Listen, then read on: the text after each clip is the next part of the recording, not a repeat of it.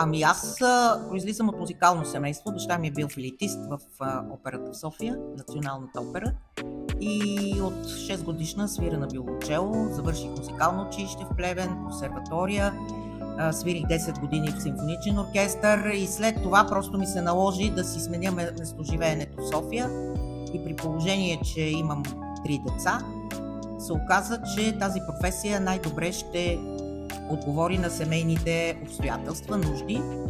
И станах учител буквално за една събота и неделя. В петък ми беше концерта с филхармонията и в понеделник бях учител. Да подобрим училището. Училището е едно от най-добрите в България. В първата десетка на България е нашето училище, а пък в София винаги е на първите места и след 4-ти клас и след 7-ми клас. Тук изискванията са доста високи към учениците.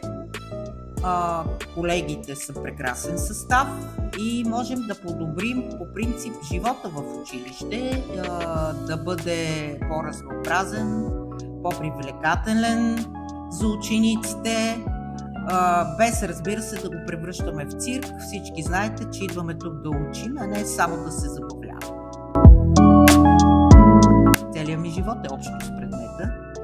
Обичам го и държа на децата да разберат, че той е в основата на общата им култура и ще им служи цял живот. Освен това, музиката е част от изкуствата, която развива абстрактното мислене, която ви прави по-добри, разтваря душата ви към света, опознавате много красиви неща чрез нея.